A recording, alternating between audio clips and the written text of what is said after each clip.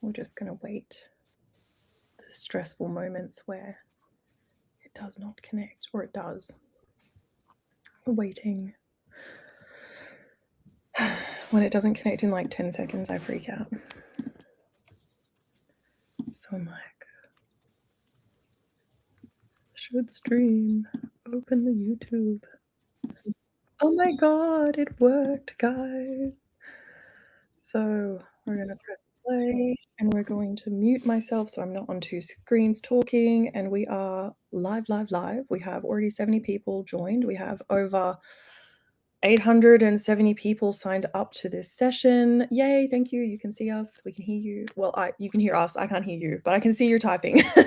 So great. Make sure, welcome everyone. This is the Stacked live webinar for this month. We are talking about Claude Code. We're doing an intro. We're going to do step by step why you should use it, when to use it, how to set up terminal if you really want to do that, but also how to use the chat functionality in Claude Code on desktop. So we're going to get through all of that. We also have a different expert today than we planned to have. We had Marcel. He was in our last session if you were there, but he wasn't able to make it. So we have now the wonderful Ridvan. He's joining us today, and I'm very excited to have him on board. So thanks, Ridvan, for joining in last minute. You're welcome. Thanks. And we have here Marina from Greenhouse. I'm so thankful that Greenhouse, they've supported our session today. They're our sponsor and they get to show us some cool stuff they're doing with their new MCP. So while we're just getting everything set up, why don't you drop where you're from? What are you interested in? Do you use Claude Code? Have you used Claude? Just let us know where you're at in terms of use, but also what role are you in? Are you in TA? Are you in HR? Because this session is for both. We're going to kind of touch on different things that helps us as we're going through. But while we're doing that in the chat, Marina, thanks for joining. Thanks very much for having me. I'm so excited. I'm looking forward to seeing this. I mean, MCP is like the best thing ever because we can get our data out of all these systems and actually use it. So I'm excited to see what Greenhouse has done and how people can use it. So I'll hand over to you. You can take it away. And then everyone, after Marina's done her session, we're going to jump into the core of today's workshop. So hang in there. We will get there. But I think you'll also like seeing this first session as well. Yeah, thank you so much, and I appreciate you giving me a few minutes to talk about the wonders of AI in hiring today. But first of all, for those of you who don't know Greenhouse, very quickly, we are a leader in the hiring software space. Our mission is to make hiring work for everyone, employers and job seekers alike, especially in the era of AI. We're strong advocates of structured hiring, defensible hiring decision, compliance, and guardrails. But we're going to spend most of our time today looking at the Greenhouse MCP capabilities. And I know you're here for a Claude Code, say that 10 times fast, webinar.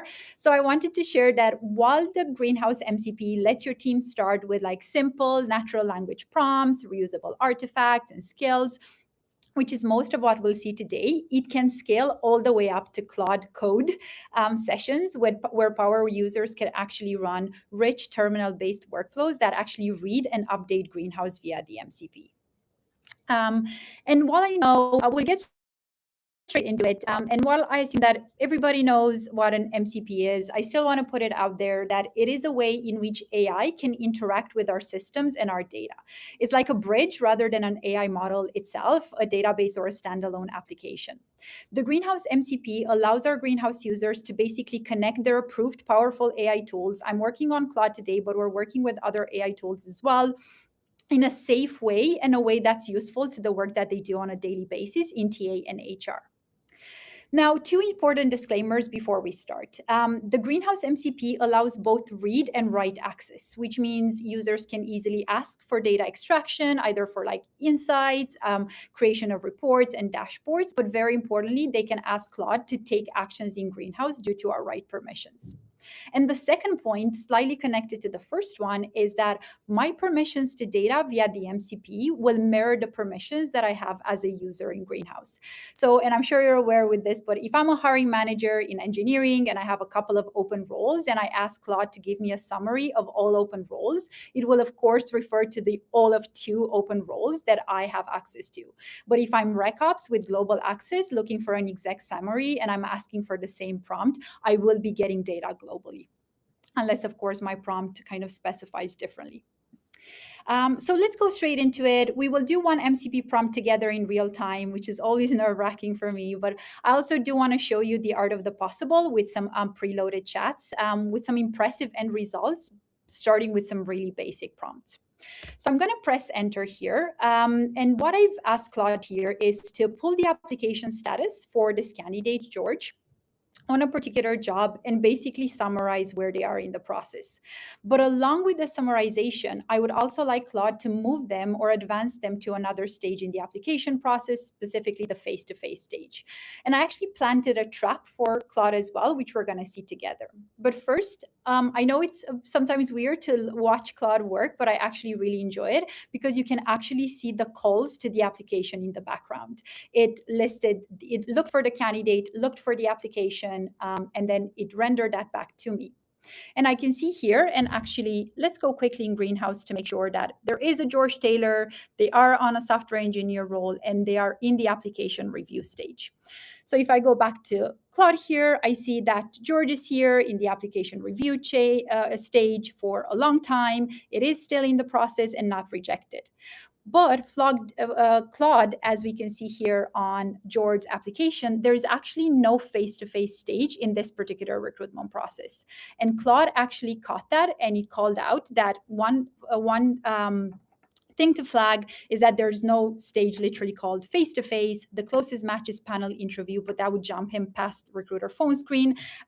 What do you want me to do? And I can absolutely say, that's fine, advance, for example. Usually it gives me the options, but I can say advance to the phone screen, recruiter phone screen, actually. Doing stuff live, always nerve-wracking.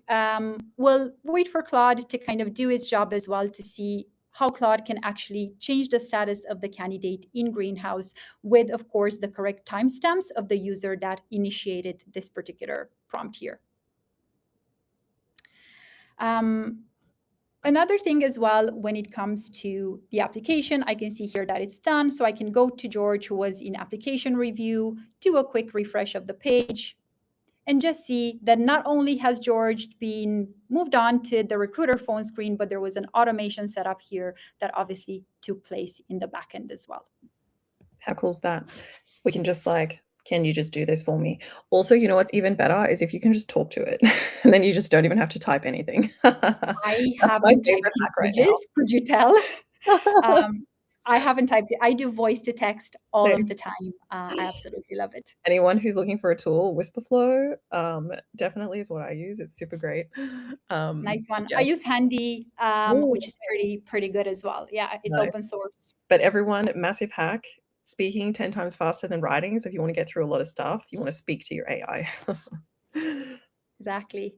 And voila, you can, of course, run any variation of this. And I think the beauty of like workshops like this is that the use cases can be so broad and we can only scratch the surface even in a few hours as well. So I'm really excited to see everyone's perspective on whether you see the MCP as an essential tool for the core end users. So in this case, the recruiters, or maybe rec ops, or maybe it's something more for hiring managers because, you know, they don't live in the ATS. They prefer to work in their own tools. And, you know, the AI tool would be one that they'd be using regularly, and they can simply use that instead of accessing the ATS. So there's something just popped up. So if anyone's just joined, Greenhouse has an MCP, which allows you to connect Greenhouse to your LLM of choice that uses through the MCP connector, right? So that was what someone asked if they weren't here at the beginning. And someone's also asked, can we do screening stage with Claude, get the summary of the candidate that can be advanced to interview stage based on the requirements? So is there something that you can do in that space or? Absolutely. I have a few preloaded chats for you just to see the art of the possible. And absolutely, you can have Claude wait for you in the morning with like a summary of what happened, maybe, you know, the previous day or what's pending with you today. And one of that can absolutely be like, hey, this candidate needs a decision. They've completed the interview. They've gotten the okay, you know, we're ready to move forward. Or these candidates are at offer stage or new applications. You can actually do mini apps in Claude itself. So at the push of a button, Claude can actually call Greenhouse and advance the candidate and so on. Do I have maybe a couple of minutes for a few other art of the possible scenarios, Jessie? Sure. Show us like one or two more like outputs. I think that's interesting, and then we'll jump into the main session. Yeah, absolutely. Just wanted to call out that there's skills that you can build, there's automations as well. This is an interesting use case where for a customer that really had a really complex process of deciding at which level of seniority candidates should be offered to based on their evaluation in the recruitment process and the structured scorecards in Greenhouse. So I built a skill in Claude which can then be easily reused. You just call the particular candidate, and Claude would tell you what this candidate has versus the senior level and the principal level as you have defined them in potentially a complex skills matrix or skill taxonomy that you have in your HRIS or simply built in tools like Claude, for example, all the way to understanding and providing insights and analysis as well, being able to improve. This is the one that I actually wanted to show you. Understanding, for example, areas of opportunity to increase our pass-through rate, and not only giving you where the options are coming from, but giving you actual opportunities and actions that you should be able to take in order to make progress on those particular roles. These could be at your fingertips and your stakeholders' fingertips as well. Yeah, I mean, I think this is where it really does change the game. Now, of course, we have to caveat this. If you have, this is for like obviously enterprise accounts with Claude. This is where your business has authorized you to use these kind of tools and connect your other tools with these systems. So make sure you're not just like willy-nilly doing this kind of stuff. I don't think you should even be allowed to do that in most companies unless they have authorized it, but still it's worth a question. But I do think there's a lot of benefits to these, using MCPs with your systems where it's set up and, kind of governed for that in your business. So amazing that you can do that now. Really love seeing those examples. Thank you so much, Marina, for showing us. My pleasure. Thank you for having me. And of course, if you're curious to see more, we'd love to give you a full guided tour of our platform, which I think you can request at the link that's being shared in the chat. But thanks so much for having me. And actually, there's some reason there is a link limit on my chat function, so I can't share the link, which is a bit annoying. But what I will do is make sure that everyone gets the links to everything in the follow-up email. So if you're interested to know more, you'll definitely get more about this after the session. But thank you so much, Marina. I'll obviously see you again soon, but thanks so much for sharing this with everyone today. Thank you all. Bye. Bye. Okay, everyone, we're here to see Claude Code. So thank you so much to Greenhouse for sponsoring this. This makes this possible. It makes it an open session where you can all just learn something together. So we have an actual AI engineer with us. He's a developer. We're going to hand over to Ridvan. He's going to take us through step-by-step intro to Claude Code so we know what we can actually do with it and how to use it and not feel as, for me, I'm always feeling like a bit like, anxiety. I think I'm going to stay out of there. But I think just knowing how something works gives you a lot less anxiety towards tooling and makes you feel a little bit more like you know what's going on in the world and you don't feel like you've got as much FOMO. At least I don't when I learn something new. So take it away, Ridvan. You've got the floor. And if there's questions, drop them in the chat, please, everyone. Too fast. Thanks, Jess. Jess already explained a bunch of stuff. Overall, all of us are here to know a bit more about Claude Code. Just a couple sentences to me. I'm an AI engineer, been a developer, data scientist for over 10 years.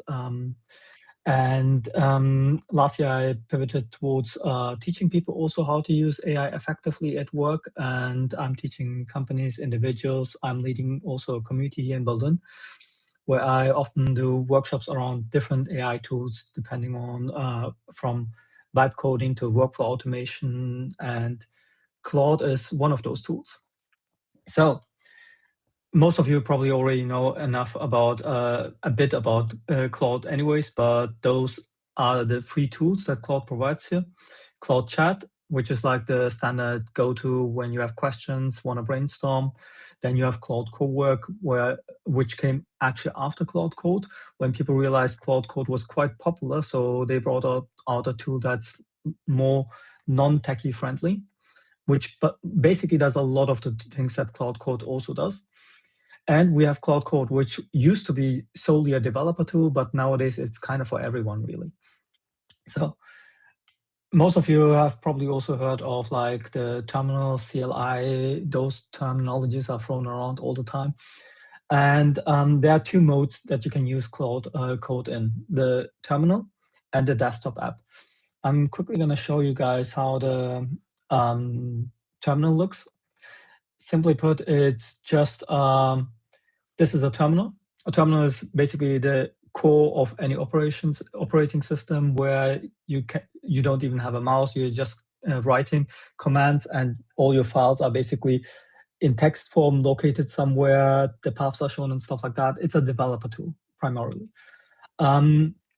So let's give in the command. Here's a command. This one, brew install cast Claude Code. You don't have to understand what it specifically means.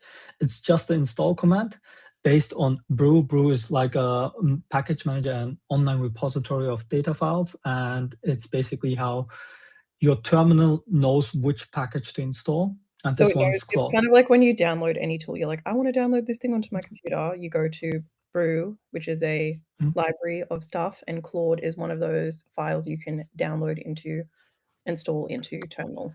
Exactly. A lot of like front-end developers also use npm, which basically does the same thing. You do have to install brew.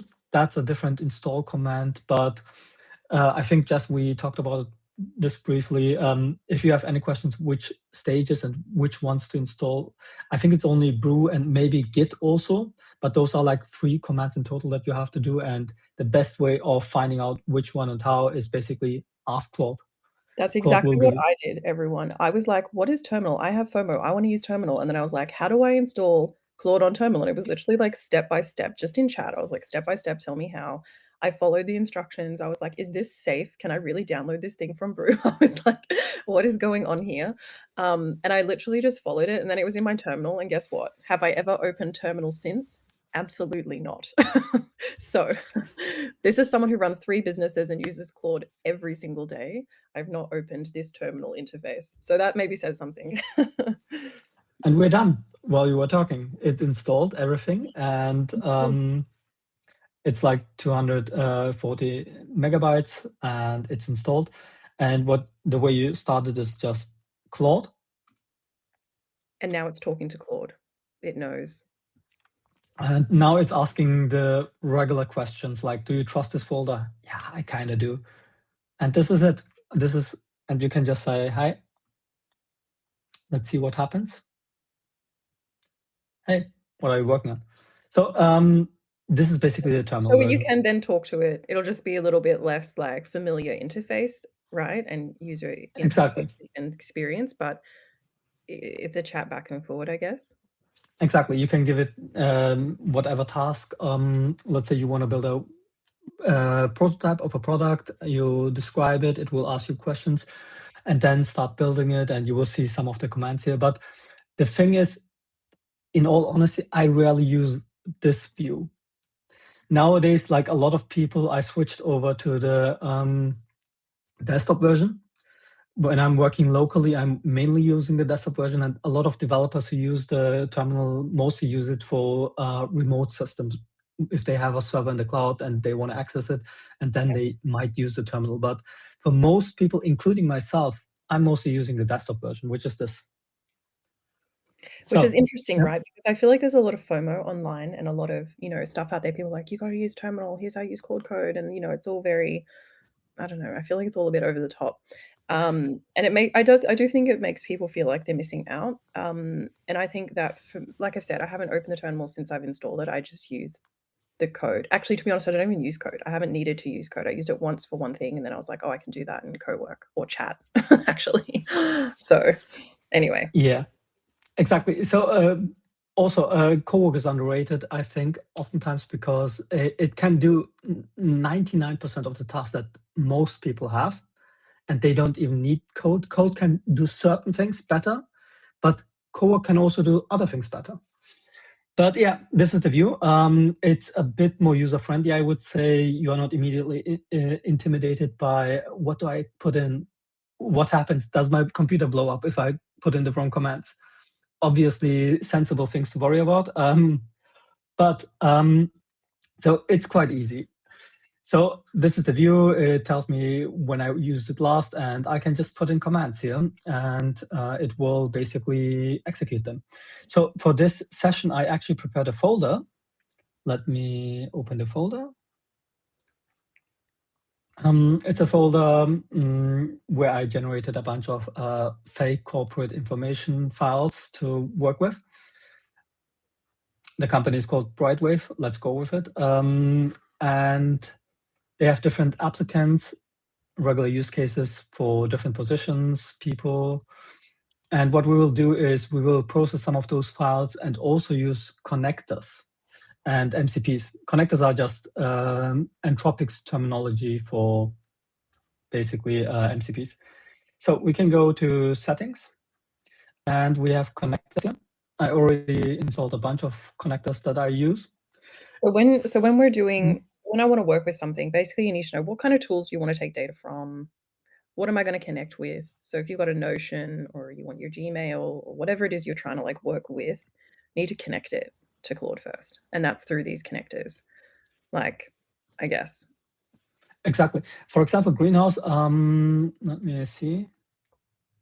Theirs is not in the shop yet. So there's ones that are standard in the library, like Claude Library, where you can just click it, and other ones you need to add it through through the add button. Yeah. So this is basically a marketplace, like the App Store, but for Anthropic connectors. So it's not in here, but what you can do, like Jess already suggested, you can go here and add custom connector.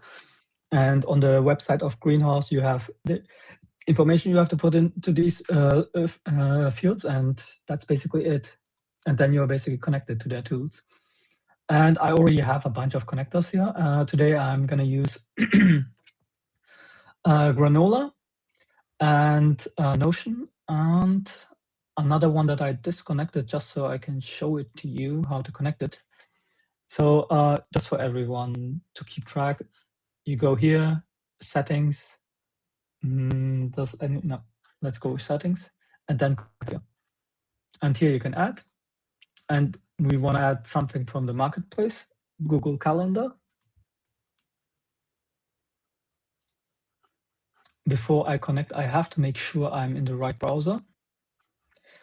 The thing is, with most of these tools, it connects via your browser. So the last browser you have clicked in or have active will be the one that it selects. This is a mistake that a lot of people make at my workshops oftentimes, because I have like 5-6 different email accounts and different browsers for different types of work I do. And you have to select the right one to connect to. So we made sure that this is the calendar we want to select. You don't have to open the calendar. It could be an empty tab. You just need the right browser. Connect. And damn it. Okay.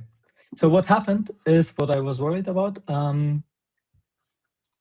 Because I'm doing a live stream at a different browser, it jumped over to that one. Let's try again, just to make sure. Okay, you know what? I'm gonna log in quickly into. This is the thing. Because I have multiple live session, everyone. Technically. Live session. This is why we do live session is actually the reason. Because then you see the live session. Yeah. Makes that browser the most active one, because it's constantly active. Yeah. So, and also, I think it's part of life, though. I mean, I think everyone knows that, you know, as you do things, it never goes to plan, especially with tech. And also, everyone comes up with these little like challenges when you're doing something for the first time. Like I was like, what is that? And then you have to like think about it. And I think that's okay. Part of life and part of the skills that we need for business is actually to be able to adapt to the like unknown. So I'm always internally anxious when this happens on a live stream, but also then remember that, you know, all of you understand what it's like. Now, please drop any questions you have. I don't even know what you mean, Jess. I don't know, your voice seems to drop out a little bit. I don't know if your internet, or is it okay. Can you hear me better now? I can hear you better now. But yeah, let's continue. We're connecting the last connector for our use case today. And what are we gonna look at? Why are you connecting these particular tools? So the reason I'm connecting different tools is to showcase what you can actually build with Claude if you add a bunch of different tools together, because the magic actually starts happening as soon as you add a bunch of different tools together to make it do something that no individual tool in itself could do. So the thing I've prepared is basically, I have to predefine this is an experiment. Otherwise, it's going to ask me questions like, this marketing agency doesn't sound like your regular business, because it's retrieving information from my other memory files. So I'm setting up Granola, Google. Okay, maybe I'll just show you a sneak peek what we are trying to set up.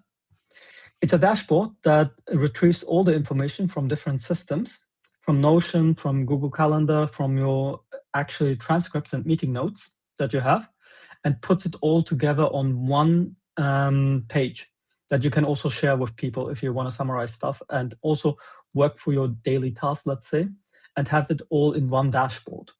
I've also added expenses. Those are from local files that you have. And I'm going to show how easy it is actually to set something like this and up. it's rendered that in a HTML. So it basically is built a nice little website with all this data that you can then just display on your browser, like internally, right? Not externally. It does, if you build an artifact, this is the artifact category, you can actually share it with other people too. But today we don't want to put sensitive data public. Just of course not, of course not. But let's build it.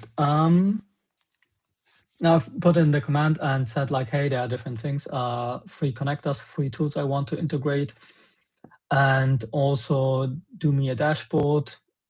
Now it's pulling all that data. While this is going on, out of fun, let's do the same thing here too. But for this, we have to actually connect it with the right folder, allow, always allow. And now let's let it run. So you've done the same prompt in Cowork and in Code. Exactly. And what is it asking us here down below? Allow Claude. Okay, this is the big difference between Code and Cowork. Code specifically tells you what it's gonna do on a technical level, what command it's gonna execute.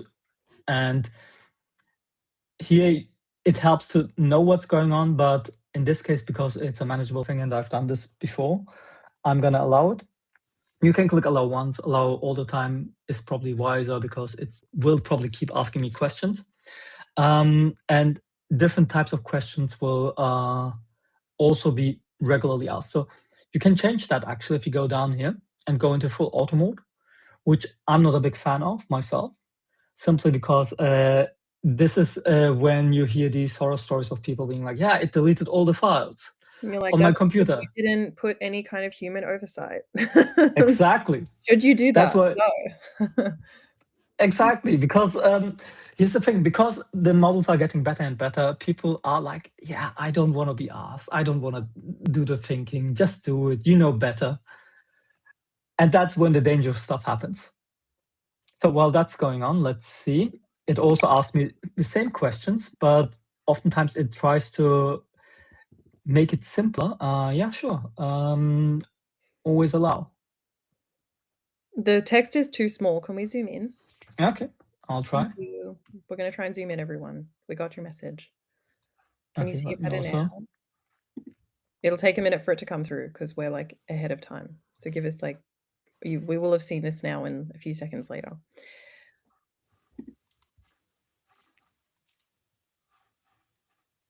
And here this is Cowork, just so you see the difference. It looks slightly different. You also have on the side the two different tools here, and it's processing. Let's go back to Code. In Code, it looks more like this.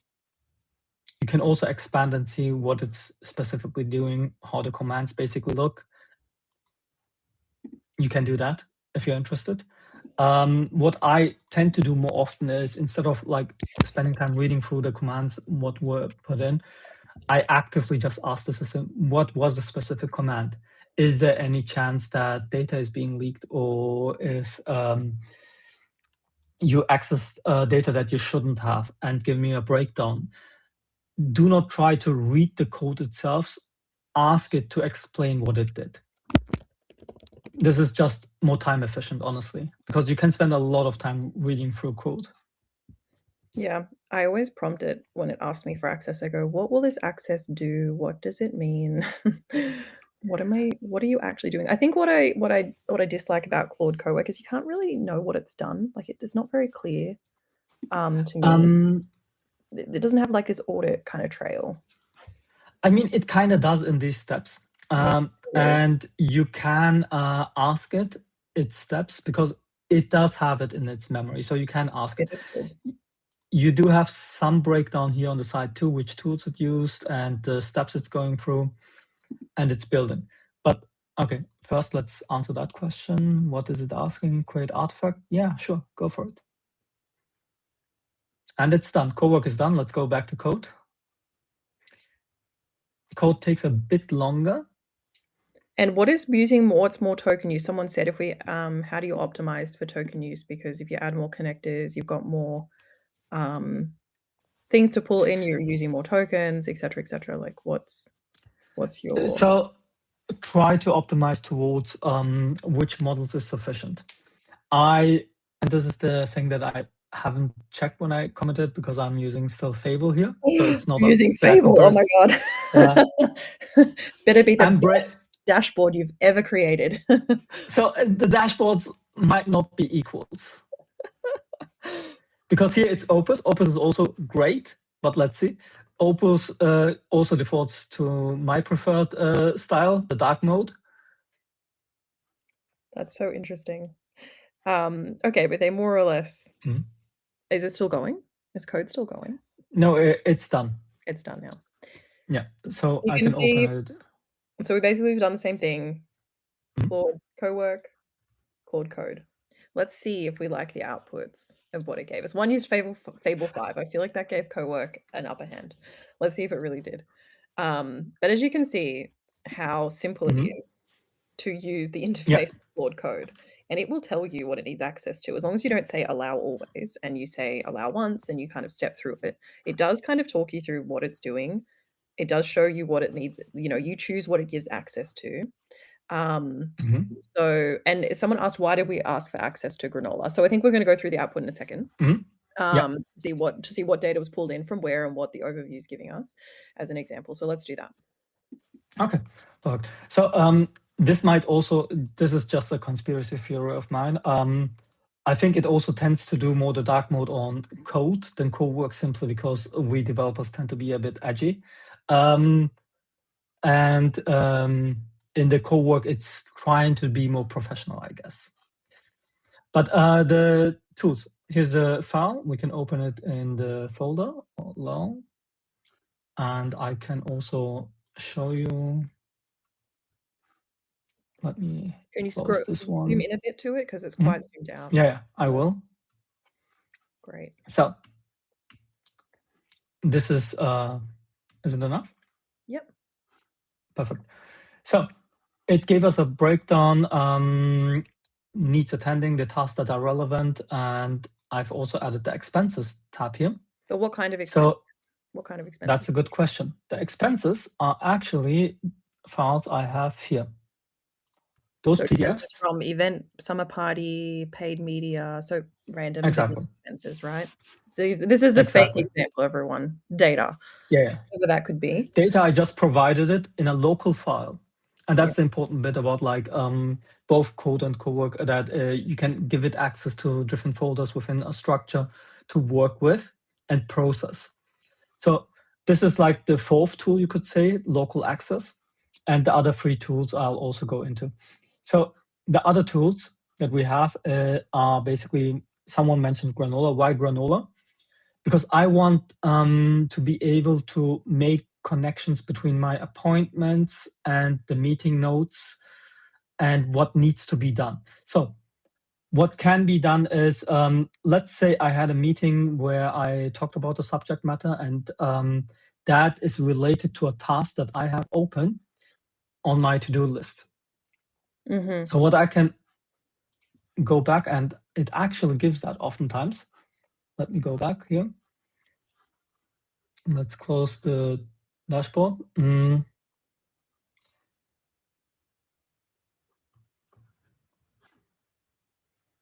Okay, the calendar is fine. Now we can ask it, are there any Notion tasks we can put to done? The reason I'm asking it is, and this is also the reason in Granola Notes, in one of our meetings, I noted that we had an interview, it went well, I've provided that info. So it's basically saying yes, you've completed something, it will go, oh, you've completed that, but it's Mm. open in Notion. Let me close that ticket in Notion because it's now done, right? So it's exactly. pausing things. And now it's actually asking me that if it can close those tasks. Let's double check those tasks before. Create training plan for new management opening, update employer handbook section. Let's see. Employee handbook. Let's look for handbook here.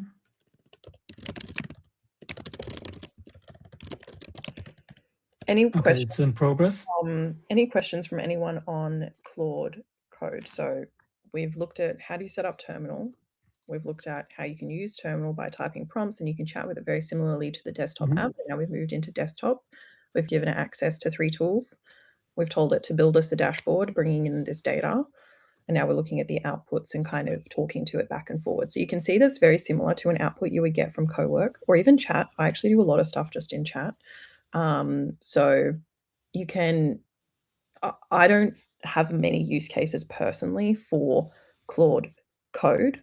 And so if you have the MCPs and you're connecting data and you're allowed to, and you have your systems all set up at work where you're allowed to use these tools together, right? Remember, that's the first step. Then you don't necessarily need to use Claude Code. Is that something, Ridvan? Yes. The thing is, I'm gonna touch upon that. I just want to highlight, now there were 2 tasks here and they were put to finish. Fantastic. Thank you. Thank you, Claude, for doing our work. Exactly. That's what it does. Who wants to drag and drop anymore? No, but the point isn't like, it's a simple example, but what you can do is like add information why this task was put to done. Maybe we have close offboarding, update employee handbook. Okay, it didn't add info here, but what you can do is basically give it also the explanation. Yeah, okay, finish those tasks and put the detail of our meeting from our conversation in there. Yeah. Which was basically here. Here is the section with the Granola notes. Finance follow-ups, result review, new finance forms, and management meeting was done and stuff like that. And here it's mentioning basically that 2 tasks can be put to done. And that was something done in the meeting. So back to your question though, like when would you use code? Like we saw here, you can do this in both actually. The same things can be done in both. Both Cowork and Code can do it. Just for those who might not have picked up the newest changes here, Cowork lives now in the home area, and you can switch between chat and Cowork. Cowork lives here. It's horrible naming, to be honest. Code, chat, Claude and Code and chat. It's all very hard to say. I'm always like saying stuff and like, wait, is that what I meant to say? Exactly. But yeah, so you can do the things, the examples I just gave also in Cowork. That's why I picked those examples. The things where it becomes more relevant to use code is if you want to actually build tools. If you want to go the extra mile and extra step and say like, okay, I want to build like a more interactive page that connects to partners, and maybe there is no MCP for certain partners. So I need to build custom code for that. And then you would use Code actually, because Cowork would struggle with that. Cowork can do a lot of programming too in the background. It will not show you everything, but it can. But Code is the more reliable partner then, where you can build custom solutions, custom products for specific use cases. It becomes relevant if you want to build a tool. And for everything else, more like everyday task related, doing like managing your tasks managing 15 different tools. And nowadays, with a lot of like big partners, HubSpot, Salesforce, so on, they are actually a funneling tool that actually has a ton of other MCPs connected to them, and you can access a bunch of other tools if you already have one of those providers, let's say. Mm-hmm. So that's where the difference comes. I mean, it really does. It really becomes, I feel like when people say Claude Code, oh my God, I feel like this really helped just show that it's not as scary as maybe people think it is, but also that you don't need to use terminal, because I always thought, okay, if I'm using like Claude Code, I can't use the desktop version. That's somehow not going to be enough, you know, that I'm not doing enough, that I'm not skilled enough. I'm actually not technical at all. So I was always like, oh, I just using it on desktop, I must be like behind. But actually, clearly we're not. And also there's no way for me just overnight to become a developer by using Claude Code, right? But it does give me skill sets that I wouldn't have otherwise, you know, it gives me powers, superpowers. But I'm also using it within my limitations with what I do with work, with my own work. And I think that's where HR and TA can really look at, you know, what are you actually trying to achieve? What are the things that take the most time? What are those repetitive, annoying, data-heavy, time-heavy tasks that can be done potentially by Claude? And then when it is Claude, then whether it's Cowork or Code, is, I think, also to some degree user preference. And obviously, you know, how many tokens you have depends on if you're going to use Fable or not. Yeah, that was a question from the start, like how to optimize for tokens. Like I jumped over it simply because we got hooked on Fable, but Fable is the most expensive one. There are a few cases where you need Fable, to be honest, except because Opus is already great for most tasks. And Opus is already, let's show the different stages, the different levels here. So you have Fable, Opus, Sonnet, and HiQ. HiQ is the thing that Claude uses internally a lot to optimize for tokens. So if it's crawling a web page and stuff like that, it's using HiQ in the background just to be cost effective, because HiQ is the cheapest model, but also the least competent one. Sonnet is great for a lot of like specific tool uses where you have to adjust certain dashboards, let's say Excel sheets, for example, or adjust PDFs and stuff like that. Sonnet is great. I'm also using Sonnet actually to use it with Claude Design, which is another built-in tool that you can access over here. It's also how I built this presentation. So it's great for a lot of like specific tool usage, Sonnet. Opus was for the longest time the best model out there for smart decision making, especially if it becomes agentic. Agentic means if it needs to use different tools to achieve a goal, and at a certain complexity level, I would suggest Opus or even Fable if you feel like you can't achieve it with Opus. So Fable might be slightly better, but at this point, they are very specific use cases where you would need the smartest model out there. So this is one of the best ways to optimize for tokens.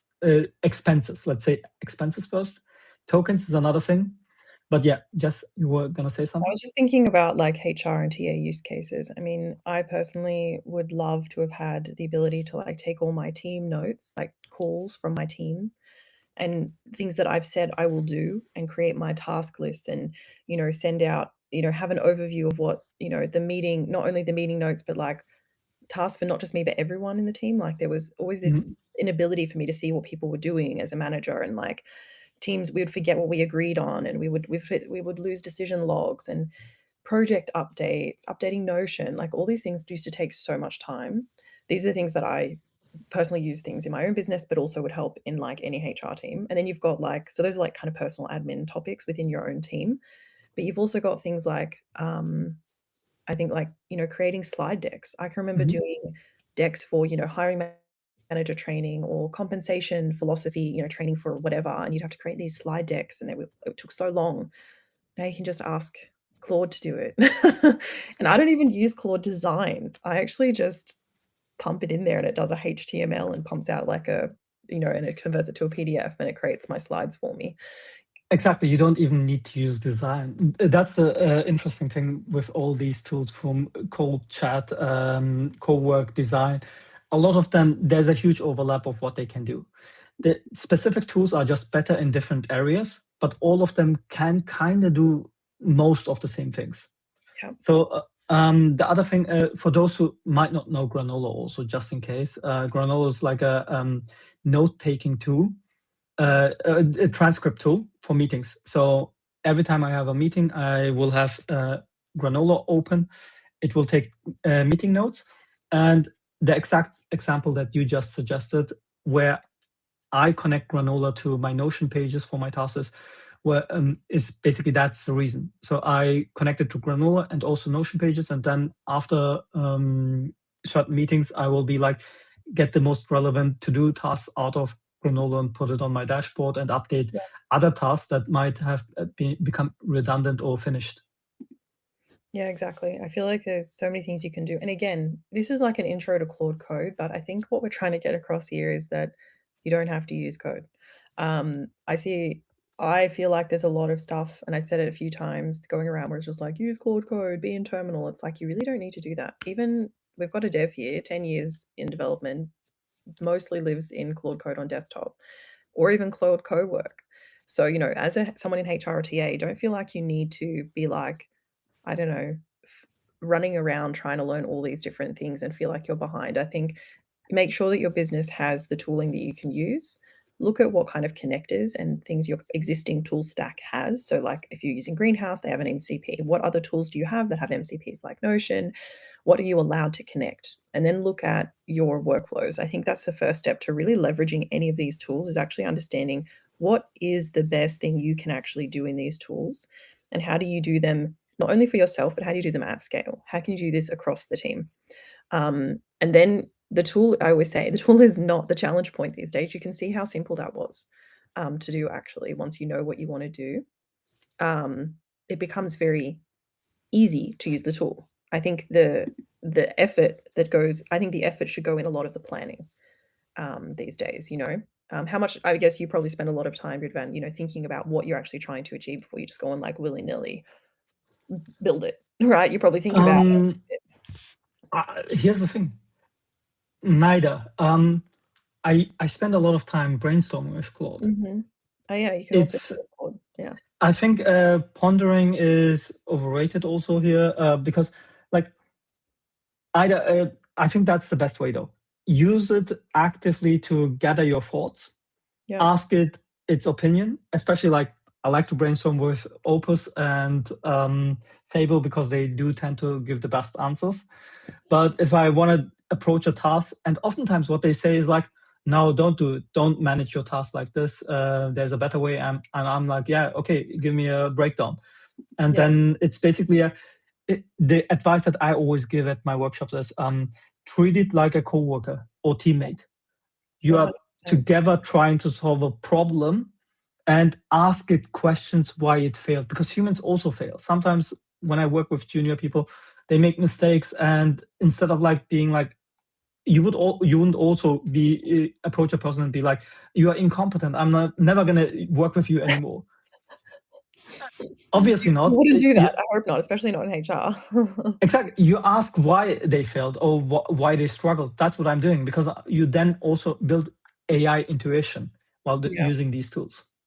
Yeah, exactly. I mean, I think if we go back to like this ideating and brainstorming component of it, I mean, that's how I work. I mean, I work by myself most of the time. So my friend, my colleague is Claude. And as I said, I talk to my Claude because I find that's the way I process data the best, is through voice. And so I can get my unstructured thoughts out into, you know, AI, and it helps me like structure it, come up with ideas, you know, be devil's advocate. I ask it to really like question me. And I'd use that for my planning phases. So I do a lot of planning with Claude upfront before I then build out my workflow. And I think that's important too. However you do that planning and ideation phase and thinking phase, whether it's with Claude or with your colleagues or in a combination, that matters. Because a lot of people just go, I'm gonna give me a use case. And I'm like, guys, use cases don't matter if the use case I'm thinking of doesn't help you in your business, you know? So working out where you have all those bottlenecks, thinking about it, talking with your colleagues, I think also what are they building? You don't want to duplicate and build the same stuff. Yeah. In a business, these are what are going to help with yourself, your team, and your company outputs more so than any tool that you're using, I believe. So I hope everyone has learned now a bit more about Claude Code. They feel confident to actually go into Claude and use Claude Code now. If you want to, open up Terminal, go and download it. If you get stuck, you literally ask Claude how to do it. You tell Claude, I don't know what I'm doing. I'm trying to set it up, and it will step-by-step help you if you haven't gotten enough from this. Hey, look, it's up. This is Claude interface, back to Terminal. It's not scary. And you can just prompt it in the same way, right? So if we put in that same prompt, what's different about prompting here and talking to it here? Is there something people need to do differently if they decide to use Terminal? No, it's basically the same thing. At the end of the day, your way of communicating with it is via text, main way. I'm also using Whisperflow as an example. I prefer to use that over the built-in voice mode here. Because for those who don't know, Whisperflow also gathers your thoughts and summarizes them and then puts out a summary. If you do just the text mode transcript, we all do it all the time, the ams and as, and then retracking and backtracking and so forth. It's a better, more efficient way of doing it. But overall, the main way you interact is text. Therefore, it does not matter as much. Yeah, exactly. Someone just asked if the Notion AI note taker, what about it? I guess you mean, can it be connected? I believe if it's part of the Notion MCP as well, but you'd have to check. And also if you actually pay for that as part of your... So the Notion AI, I have mixed feelings about. It's great to a lot of my dashboards. Okay, I'm gonna tell you all the secrets. I built this also with the Notion AI tool, as you can see on the side. So I use different AI tools for different tasks, and this is also one way you can token optimize. Another advice I can give is if you go to settings and you have the connectors, this is not even I'm not getting paid for this, but you can connect tools like Apify or Tavily or LinkUp or whatever tools, and they can take over a lot of the more token intensive web searching tasks that you might have. Because one of the most token inefficient ways is scrolling through 100 pages for details, especially social media and stuff like that, LinkedIn. So you can bypass that with a lot of tools like Apify and other tools, which can basically query through all those pages and gather the information for you. So there are different tools that can outsource a lot of the doing and token spending and just give a summary back to Claude. So that way you will also spend less tokens. Interesting. And I think there's also, I think if you're doing workflows, you can think about, I mean, N8N, you don't use the MCP, you use the API, but you can do workflows in N8N, right? And only use AI where you need AI versus all the time using AI to do everything. So there's different ways of leveraging different tools, and I think that's something to look into. But more or less, if your businesses allows you to use these LLMs, they're a good starting point for individual work, but also for teamwork. And I think as long as you're talking with your teams and you're sharing information about what you're doing and what you're working on, I think that's a good start. And really trying to leverage the tools where they make sense. Yeah, so everyone, we are done for today. I hope everyone's learned something, and I'm looking forward to our next session. I'm having a summer break. We're not having any more sessions until September, so we'll be back with another session in September. I would love to hear if you would like to know about certain things, if you'd like to learn certain things, hear about certain stuff. You can always share that with me either in the chat or via LinkedIn. You can always reach out. But otherwise, we'll say thank you to Ridvan for taking us through today, and really appreciate your time. Thank you for inviting me. Yeah, I mean, I was really happy to have you here. I know Marcel was going to join, but unfortunately couldn't make it. So really happy that you could join today. And if you're interested in anything Ridvan's doing, he's also going to share some links in the follow-up email. You can check out his community if you're in Berlin, but he also shares a lot of content as well in different places where you can probably learn a bunch as well. So thank you, everyone. Enjoy the rest of your afternoon. We'll be seeing you again very soon on either LinkedIn, in person if you're in Berlin, or of course on email soon. Thanks so much. Bye.